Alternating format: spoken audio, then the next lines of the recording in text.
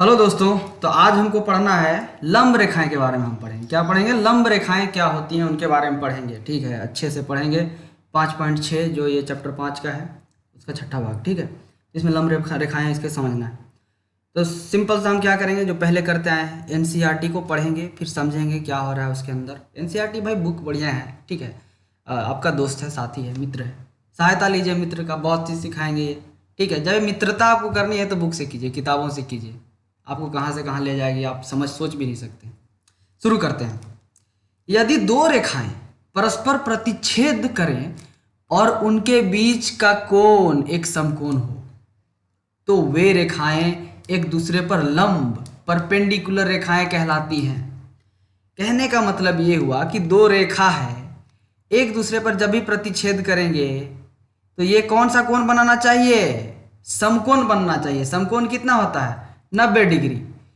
तो इन दो रेखाओं को हम क्या कहेंगे? लंब रेखाएं कहेंगे, परपेंडिकुलर कहेंगे। ये दूसरे क्या है? एक दूसरे के परपेंडिकुलर है। ठीक है, तो इसी को हम क्या कहते हैं? लंब रेखाएं कहते हैं। यदि एक रेखा A B Rekha C D पर लंब है तो इसे A B perpendicular C D लिखते हैं। ठीक है, तो मान लीजिए इस रेखा का नाम हम दे देते हैं।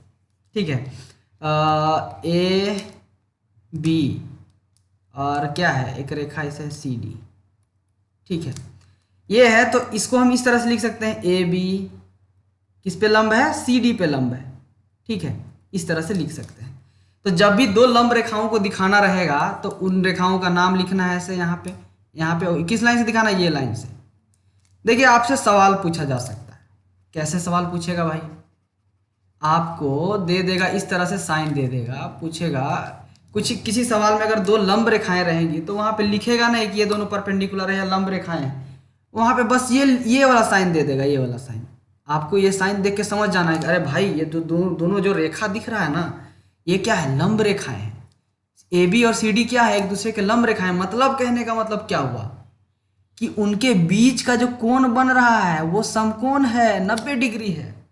ठीक है, मतलब सिंपल सा बात है। ये कहना चाहेगा कि भाई दो रेखाएं हैं, उन दोनों रेखाएं एक दूसरे से 90 डिग्री का कोण बना रहे हैं। ऐसे नहीं बोलेगा, सीधा सीधा ये वाला साइन दिखा देगा आपको, ऐसे ये लिख देगा, ये वाला पार्ट। अब आप सोचते रहिए कि यार ये तो दिया है, कोण ही नहीं दिया है, कितना डिग्री का कोण है। लेकिन आपको लंब रेखाएं क्या होती है मालूम है। ठीक है, तो आप आराम से बोल दीजिएगा अरे 90 डिग्री है भाई, 90 डिग्री कौन दिया है। आप इस्तेमाल कर सकते हैं 90 डिग्री का किसी भी प्रकार का सवाल बनाने में। ठीक है, तो यही फायदा होता है ये सब सीखने का। आगे देखते हैं।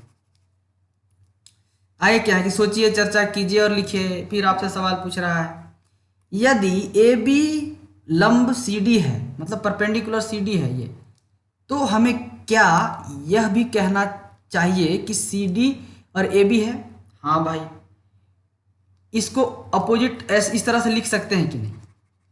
कहने का मतलब इस लाइन का सिंपल सा मीनिंग ये है कि हम अगर इस तरह से लिखते हैं या फिर इस तरह से लिखते हैं, बतिया बराबर होगा कि नहीं? ये पूछ रहा है आपसे। अब बताइए सही है कि नहीं, आप सोच के बताइए, बतिया बराबर है कि नहीं? बात तो बराबर ही होगा, ऐसे लिखिए चाहे वैसे लिखिए। ठीक है, हमारे आसपास लंब रेखाएं हैं, तो हम लोग के आसपास, अपने आजू बाजू, अगल बगल, आगे पीछे, दाएं बाएं, कहीं भी आप देखिएगा लंब रेखा। आप उदाहरण चाहिए आपको कि लंब रेखा आपने कहाँ कहाँ देखा है। आप अपने आसपास की वस्तुओं में से लंब रेखाओं के अनेक उदाहरण देख सकते हैं। ठीक है, अंग्रेजी वर्णमाला का अक्षर में टी, जो टी लिखते हैं अंग्रेजी में, ये क्या है? लंब रेखा है। एक ये वाला रेखा है, एक रेखा ये है और दूसरा रेखा ये है। दोनों क्या है? लंब रेखाएं हैं। क्यों लंब रेखाएं हैं? कि दोनों के बीच का जो कोण है कितना है? 90 डिग्री कोण है, मतलब समांतर है, समांतर कोण है। क्या कोई और अक्षर भी जो लंब रेखाओं का उदाहरण है? आपको बताना है कि कोई और अक्षर ऐसा है जो लंब रेखा का उदाहरण है, या है तो हाँ, नहीं है तो ना, कमेंट करके बताना।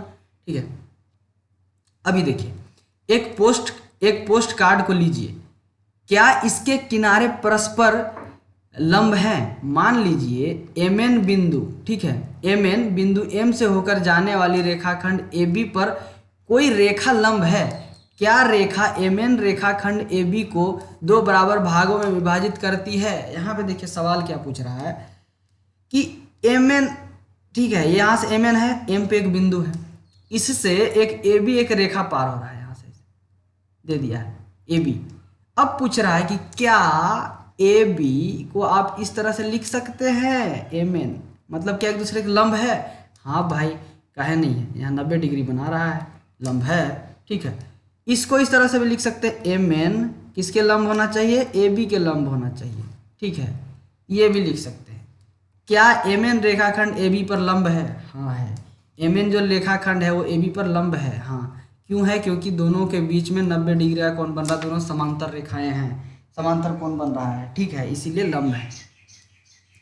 इस प्रकार एम एन रेखाखंड ए बी को समद्विभाजित करती है। क्या? एम एन जो रेखाखंड है ए बी को दो बराबर बराबर भागों में बांटती है। कैसे बांटती है? यहाँ पे देखिए,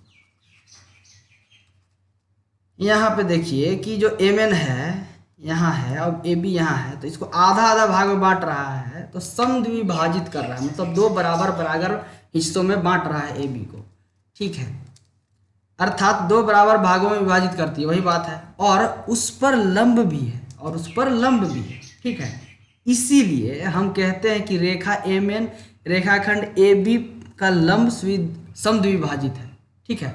क्या बोल सकते हैं कि देखिए, ऐसी रेखा जब दो रेखाएं, जैसे कि मान लीजिए कि एक रेखा ए बी है और एक एम एन है, अगर एम एन ए बी को आधा आधा भागों में बांट रहा है, ठीक है, तब हम क्या बोलेंगे कि एम एन रेखा एम एन और ए बी लंब क्या है? लंब समद्विभाजक है, ठीक है। एम एन जो रेखा एम एन जो रेखा एम एन है वो ए बी का क्या है? लंब समद्विभाजक है, मतलब परपेंडिकुलर बाइसेक्टर है। कहने का मतलब सिंपल ये हुआ कि जो एम एन जो रेखा है वो ए बी का क्या है? परपेंडिकुलर बाइसेक्टर है, मतलब एम एन जो है वो ए बी को दो भागों में बांट रहा है, दो बराबर बराबर भागों में बांट रहा है, ठीक है। तो सवाल क्या पूछा जा सकता है यहाँ से? सवाल ये पूछा जा सकता है कि इस तरह से दे दिया जाएगा, मान लीजिए कि पी क्यू है, ठीक है, पी क्यू दे दिया गया और एक रेखा यहाँ बना दिया गया कि ई एफ। आपसे पूछा जाएगा कि अगर ये बराबर बराबर भागों में बटा हुआ तो पूछेगा कि क्या ये समद्विभाजक है? जो ई एफ है वो पी क्यू का समद्विभाजक है कि नहीं है, ठीक है, वो पूछा जाएगा, ठीक है। इसकी रचना करना आप बाद में सीखेंगे, आप कैसे बनाना है वगैरह वो बाद में सीखेंगे, ठीक है। अब सवाल है प्रश्नावली 5.5। अगर ऊपर का सारा चीज़ अगर बढ़िया से समझ में आया है तो ये भी समझ में आ जाएगा, प्रश्नावली 5.5 में कोई दिक्कत ना होगा। देखिए यहाँ पे सवाल क्या है कि निम्नलिखित में से कौन लंब रेखाओं के उदाहरण है। यहाँ पे कुछ उदाहरण दिया गया है, तो बताना है कि लंब रेखा है कि नहीं है, ठीक है। तो मेज के ऊपरी सिरे की आसन्न भुजाएं, मेज का जो ऊपरी सिरा होता है आसन्न भुजाएं लंब रेखाएं हैं कि नहीं। रेल की पटरी है, तो ये सब आपको देखना है। ऊपर वाला आपको समझ में आया है कि लंब रेखा में क्या होता है कि दो रेखाएं एक दूसरे को इस तरह से विभाजित करते हैं, विभाजित नहीं करते, दो रेखाओं के बीच का जो कोण होता है क्या होता है? समांतर कोण होता है, मतलब 90 डिग्री होता है। तो ये सब उदाहरण में से आपको देखना है कि जिस भाग को आप एक रेखा मान रहे हैं और दूसरे भाग को जो रेखा मान रहे हैं, क्या वो दोनों एक दूसरे के 90 डिग्री में काट रहे हैं क्या? मतलब उनके दोनों के बीच का कोण क्या 90 डिग्री है तो लंब रेखा है, नहीं तो नहीं है, ठीक है। वैसे मान लीजिए रेखाखंड पी क्यू रेखाखंड एक्स वाई पर लंब है, मान लीजिए ये परस्पर बिंदु ए पर प्रतिच्छेद करते हैं, तो पी ए वाई की माप क्या होगा ये बनाना है। मतलब क्या हुआ कि मान लीजिए रेखाखंड पी क्यू रेखाखंड एक्स वाई पर लंब है, मान लीजिए एक रेखाखंड बना लिया, हम क्या बनाएंगे? रेखाखंड। इस सवाल का जवाब दे दे रहे हैं, तो रेखाखंड एक है एक्स और एक है वाई, ये है पी क्यू, दोनों एक रेखाखंड है, दोनों एक दूसरे पे क्या है? लंब है, ठीक है।